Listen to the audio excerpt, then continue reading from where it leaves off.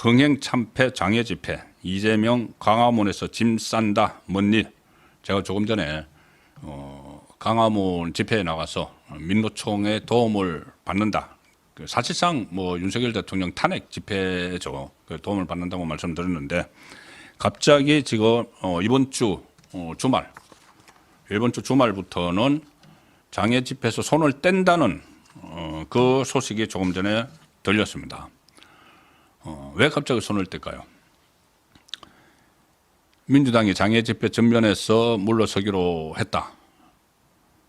그동안 자파단체의 본 집회를 주도하고 자파단체가 본 집회를 주도하고 민주당은 사전 집회만 여는 방식으로 이제 역할을 서로 분담을 해왔죠. 서로 이제 섞이기 싫은 겁니다.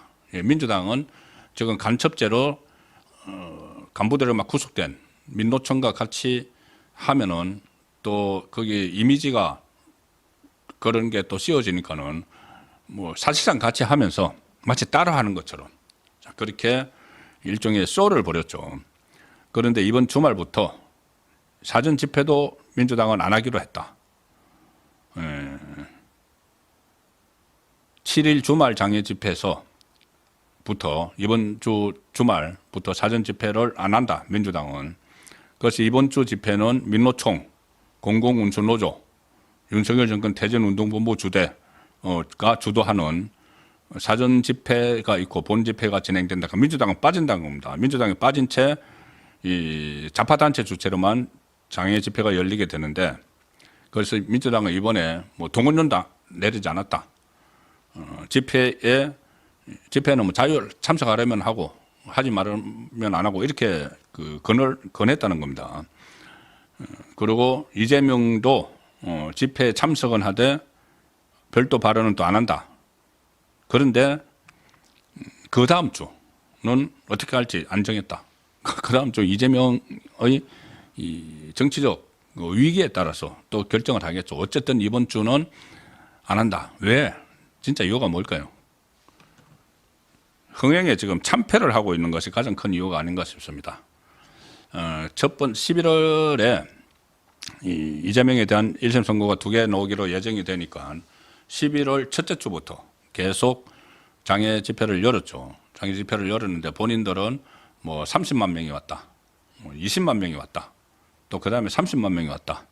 이렇게 주장을 했지만 실제로는 한 2만 명 선이 와서 전혀 이 흥행이 안 되니까 이재명이 직접 나서가지고 SNS에 글을 올려서 특히 자기 인천 계양을 그 당원들에게 어디 모여라 이런 것도 직접 글도 올리고 심지어 파란 옷 입고 오지 마라.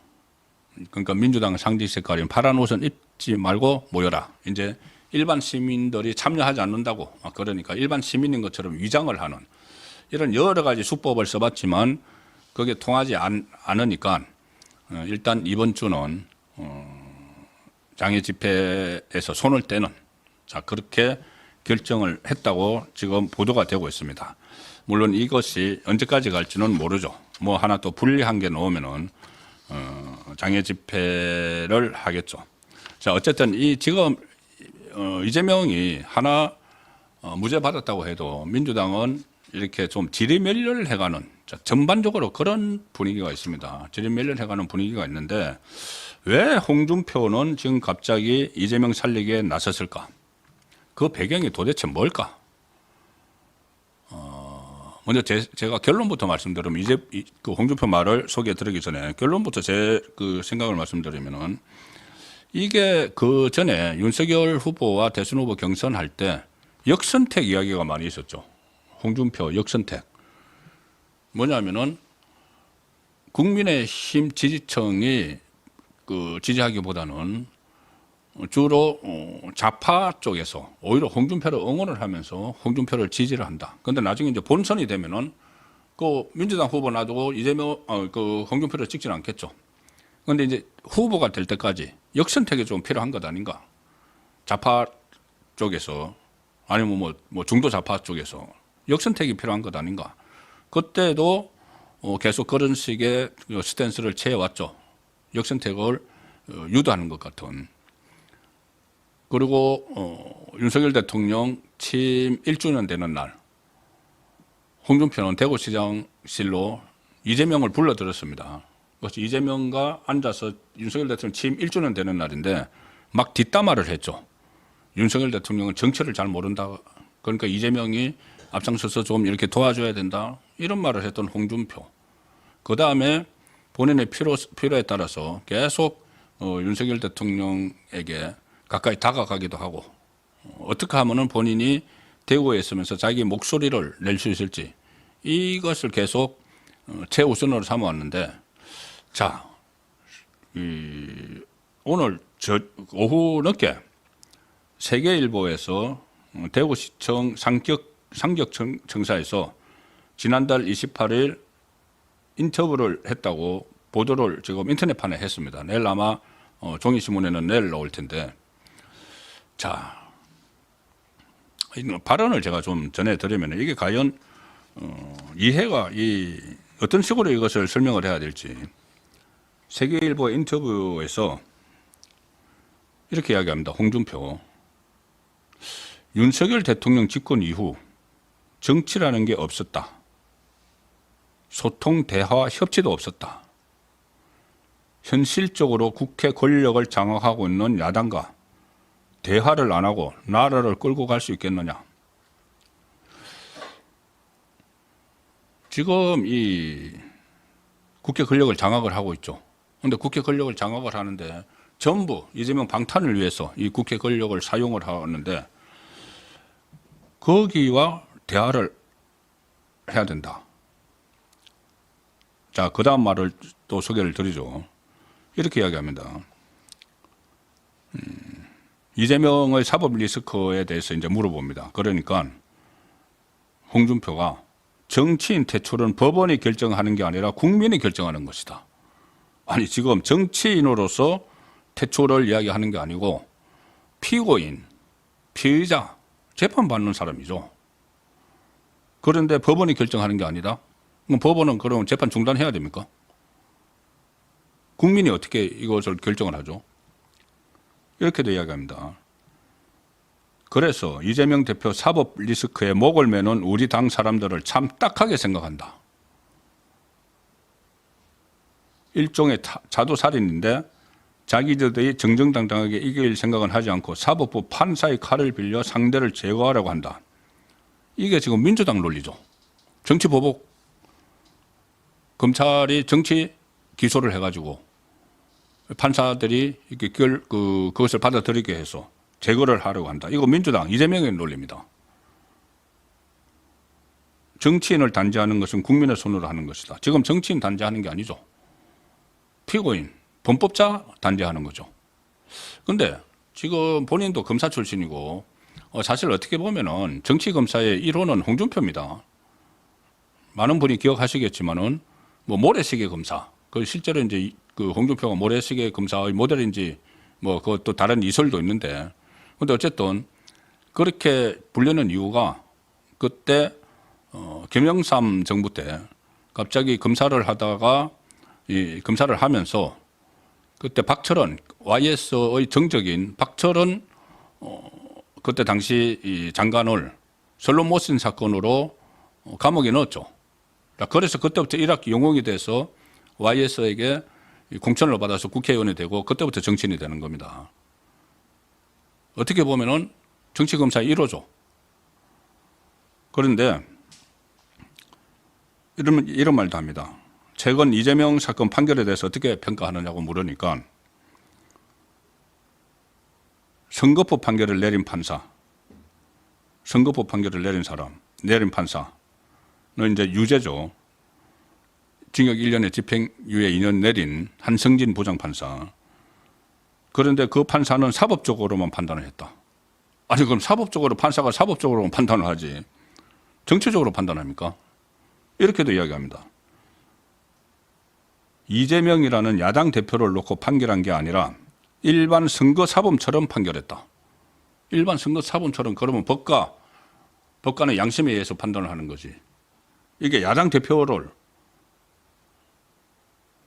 피고인을 놓고 지금 판결을 하는 거죠. 야당 대표를 놓고 판결을 하는 게 아니죠. 그런데 그게 잘못됐다는 이야기입니다. 자, 이재명의 정치적 운명은 어떻게 될까? 이렇게 물어보니까 그건 국민의 선택에 따라 결정될 것이다. 사법은요. 미국 도널드 트럼프 대통령 당선인은 수십 개의 혐의가 유죄 판결을 받았는데도 대통령이 됐다. 우리나라와 미국은 사법 제도가 다르지만 정치인의 운명은 국민 선택에 맡겨야 한다. 자, 그러면은 지금 현재 바꾸는 것만 8개 사건에 12개 혐의에 5개 재판인데 그걸 전부 다 트럼프는 대통령이 되고 나서 자기가 막 없애고 있죠. 그걸 지금 다 없애주라는 건가요? 이런 말도 합니다. 지금 대한민국은 좌우가 극단적으로 갈라져 있다. 우리 진영이라면 도둑놈, 강도라도 좋다는 식이다. 저하고 똑같아. 이재명 지지율이 안 떨어지는 이유다. 그걸 알면서 이런 이야기를 하는 거죠. 민주당, 좌파 이재명의 이 묻지마 지지청, 강성 지지청은 자기 진영이니까 도둑놈 강도라도 좋다. 이 식인데, 그럼 그걸 그대로 인정을 하고 이걸 들어가자는 이야기밖에 안 되는 거죠. 자, 윤석열 대통령 어떻게 하면 지지율을 올릴까 이렇게 물어보니까 이 말이 나옵니다.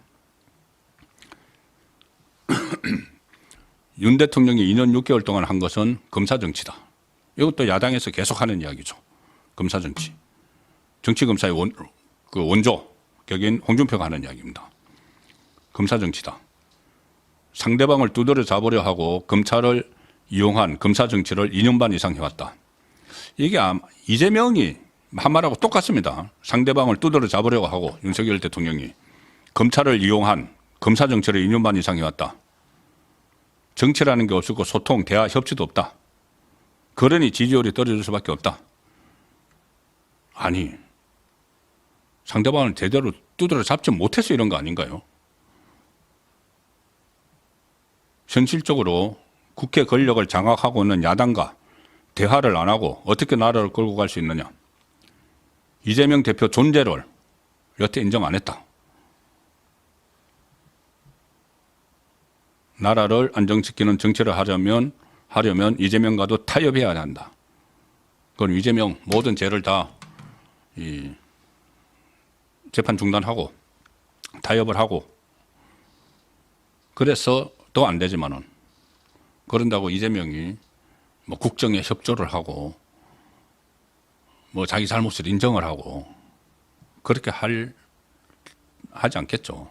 어쨌든 이것은 지금 다음 이 대선을 바라본다는 이 우파 정치인이 할 이야기가 아닙니다. 2년 6개월 동안 이재명의 사법이기 때문에 이렇게 나라가 혼란스럽고 제대로 국정운영도 안 하고 못하고 지금 국회가 난장판이고 이런데 이 책임을 이재명에게 있다는 것이 아니고 지금 윤석열 대통령에게 이 책임이 있다고 주장을 하고 있는 겁니다. 홍준표는. 말도 안 되는 소리를 하고 있는 거죠.